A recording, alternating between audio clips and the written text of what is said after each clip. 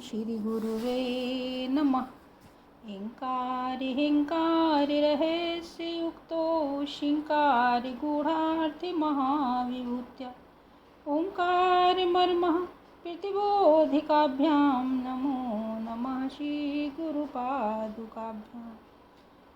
ओम स्वस्ति न इंद्रो वृद्धश्रवाः स्वस्ति न पूषा विश्ववेदाः स्वस्ति नस्ताक्षर्यो अरिष्टनेमिः स्वस्ति नः बृहस्पतिर्दधातु।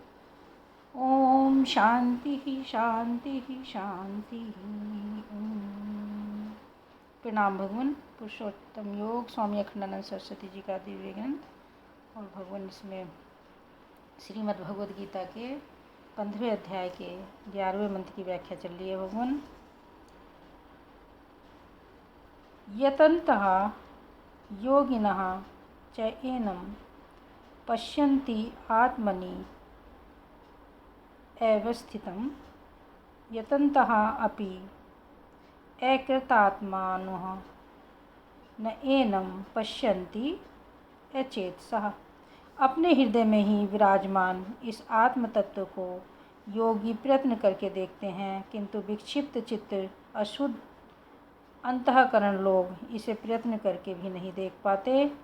भगवान श्री कृष्ण भक्त वत्सल जो अपने सेवक के रथ पर सारथी का काम कर रहे हैं, माने सेवक के सेवक बने हुए हैं। भगवान का जो पार्थ सारथी रूप है, माने अर्जुन का सारथी होना, यह भक्त वत्सल रूप है। सब लोग अपने सेवक से सेवा लेते हैं और भगवान अपने सेवक की सेवा करते हैं। ये तो ड्राइवर की जगह पर बैठे हैं और ड्राइवर को जहाँ जाना है वहाँ पहुँचाने के लिए जा रहे हैं। खुद मोटर चला रहे हैं और ड्राइवर को उसके घर पहुँचाने जा रहे हैं। इसको कहते हैं भगवान का भक्त वत्सल रूप। वे बतलाते हैं यतन्तः योगिनः च आत्मनि अवस्थितं एनं पश्यन्ति। जो प्रयत्न करने वाले योगी हैं वे उस आत्म तत्व को अपने अंतःकरण में स्थित देखते हैं।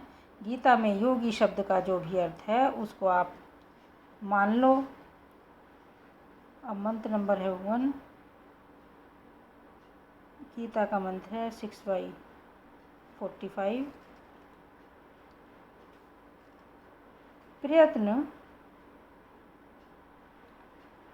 यत्मानः तु योगी संशुद्धा किल्बिषः।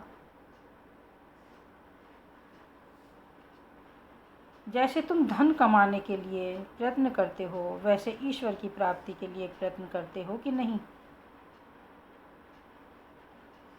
वह तो ईश्वर जब देखता है कि इसकी कोशिश तो इतनी भी हमारे लिए नहीं है कि जितनी धन के लिए, जितनी भोग के लिए है। ईश्वर की प्राप्ति के लिए कैसी इच्छा होनी चाहिए। जितनी भूखे के मन में भोजन प्राप्ति की इच्छा होती है, एक प्यासे के मन में पानी की इच्छा होती है। जैसे भूखा शेर अपने शिकार पर झपटता है, जैसे पति के विदेश जाने पर पत्नी उससे मिलने के लिए व्याकुल होती है, जैसे गाय के चरने के लिए जाने पर नन्हा बछड़ा अपनी माँ का दूध पीने के लिए व्याकुल होता है, जैसे चिड़िया के चारा के लिए जाने पर उसके नन्हे नन्हे बच्चे अपनी माँ की प्रतीक्षा करते हैं। भगवान के दर्शन के लिए अपने मन में वैसी व्याकुलता होनी चाहिए, वैसा प्रयत्न होना चाहिए। एक जिज्ञासु एक महात्मा के पास गया, बोला, महाराज, ईश्वर की प्राप्ति के लिए मन में कैसी व्याकुलता होनी चाहिए। महात्मा जी चुप रहे। जब थोड़ी देर बाद स्नान करने के लिए गए तो उससे कहा कि तुम भी चलो। जिज्ञासु जी भी गए। दोनों नदी में उतरे, स्नान किया। स्नान करते करते महात्मा जी ने जिज्ञासु को पानी में दबा दिया और उसके ऊपर चढ़ बैठे। अब 1 मिनट में वह झटपट आया और महात्मा जी को दूसरी ओर फेंका और बाहर निकल गया। बोला, महाराज, आपने तो मुझे मार दिया होता। महात्मा जी हंसकर बोले कि मार नहीं दिया, तुम्हारे प्रश्न का उत्तर दिया है। उस पानी में डूबते समय पानी से कितना कष्ट तुमको था और बाहर निकलने के लिए कितनी तड़फड़ाहट थी। इस भवसागर में डूबते हुए प्राणी के मन में जब इसमें डूबने का उतना ही कष्ट होता है और बाहर निकलने के लिए उतनी ही व्याकुलता होती है, उतनी ही तड़प होती है, तब समझना चाहिए कि ईश्वर की प्राप्ति के लिए अब हमारे हृदय में व्याकुलता हुई।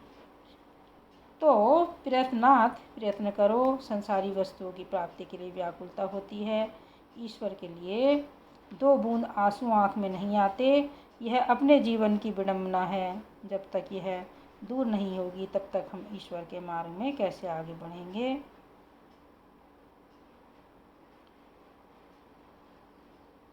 प्रयत्नात् यत्मानः, तू प्रयत्न से यत्न करते रहो।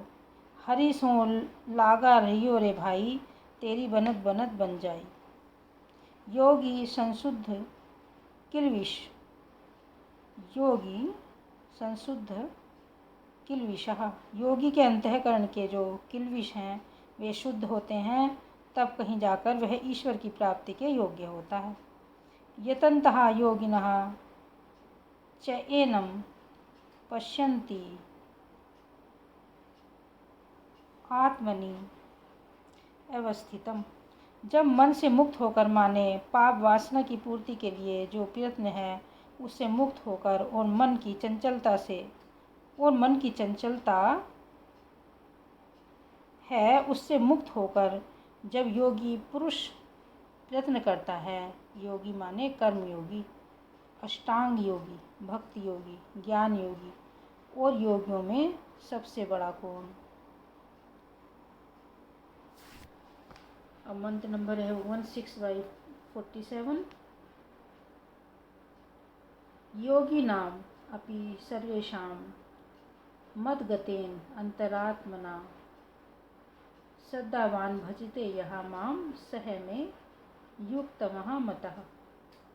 योगी तो बहुत हैं, जैसे काशी में झुंड के झुंड पंडित हैं, वैसे झुंड के झुंड योगी हैं, परंतु अपनी अंतरात्मा को भगवान में मिलाकर श्रद्धा के साथ जो भगवान की भक्ति करता है वह सब योगियों में बड़ा है।